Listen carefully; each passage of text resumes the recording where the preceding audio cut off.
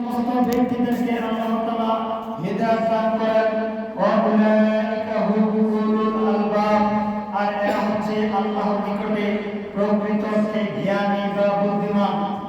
সম্মানিত উপস্থিতি, আমরা মানুষের মধ্যে যাদেরকে বুদ্ধিমান হিসেবে জানি, আসলে তারা প্রকৃত বুদ্ধিমান নয়।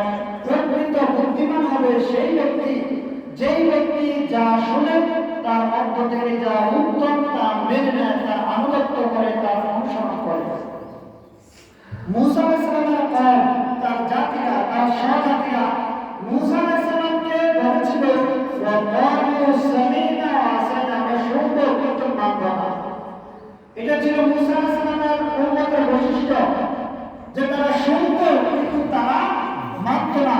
কিন্তু মুহাম্মদ সাল্লাল্লাহু আলাইহি ওয়াসাল্লামের উম্মতের বৈশিষ্ট্য সম্পর্কে বলতে গিয়ে আল্লাহ সুবহানাহু ওয়া তাআলা বলেন, ওয়া ক্বালু সামি'না ওয়া আতা'না, তারা শুনবে এবং মানবে।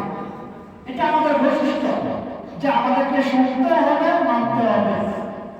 কতটুকু মানতে হবে? যতটুকু মানার নির্দেশ কোরআন এবং সুন্নাহ মোতাবেক আমাদেরকে দেওয়া হয়েছে, ততটুকুই আমাদেরকে মানতে হবে।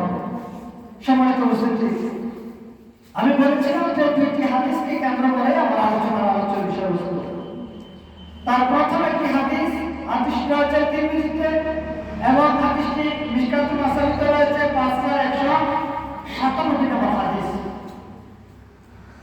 عن ابن مسعود رضي الله تعالى عنه قال لا تزال قدم ابن آدم يوم القيامة حتى يسأل عن خمس قال رسول الله صلى الله عليه وسلم। রাসূলুল্লাহ সাল্লাল্লাহু আলাইহি ওয়াসাল্লাম বলেছেন, আব্দুল্লাহ ইবনে মাসউদ রাদিয়াল্লাহু তাআলা তিনি বর্ণনা করেছেন যে কিয়ামতের ময়দানে আল্লাহ সুবহানাহু ওয়া তাআলা 5টি প্রশ্ন করবেন। এই 5টির জবাব, 5টি প্রশ্নের উত্তর না দেওয়া পর্যন্ত পুরো আদম সন্তান তার পা নাড়াতে পারবে না। কথাগুলি যদি আমরা একটু বোঝার চেষ্টা করি, তাহলে এই হাদিস থেকে আমাদের অনেক শিক্ষণীয় বিষয় রয়েছে। নবী মুহাম্মদ রাসূলুল্লাহ সাল্লাল্লাহু আলাইহি ওয়াসাল্লাম বলেছেন, লা তাজালু কদমা ইবনে আদম ইয়াউমাল কিয়ামাতি হাত্তা ইউসআলা আন খামসি।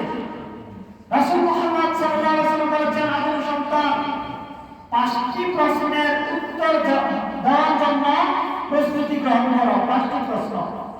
এই প্রশ্নের জবাব যদি না দিতে পারো, যতক্ষণ তোমরা না দিতে পারবে ততক্ষণ তোমাদেরকে পা নাড়াতে দেওয়া হবে না। যদি বলা হয় এখান থেকে চান্দিনা থেকে যদি আপনাকে ঢাকার উদ্দেশ্যে কিংবা চট্টগ্রামের উদ্দেশ্যে কোন একটি বাসের মধ্যে উঠিয়ে দেওয়া হয়, যদি বলা হয় দাঁড়িয়ে যাওয়ার জন্য আপনি 1 ঘন্টা ধরুন জ্যামে পড়লেন অথবা সরাসরি গেলেন কোনো জ্যামে, যদি বলা হয় 1 ঘন্টা বা 2 ঘন্টা বাসের মধ্যে পা নাড়াতে পারবেন না, শুধু দাঁড়িয়ে থাকবেন, সেটা কি আমাদের জন্য সহজ হবে না কঠিন হবে? কঠিন হবে। আমাকে যদি বলা হয় যে এখান থেকে চট্টগ্রাম যাবে, পা নাড়াতে পারবে না, পাকে নড়াচড়া করা যাবে না, সরাসরি চট্টগ্রাম যাবে, যদি বলা হয় দাঁড়িয়ে যেতে হবে, পা নাড়ানো যাবে না, তাহলে কি সেটা মানা কষ্ট হবে না সহজ হবে? কষ্ট হবে।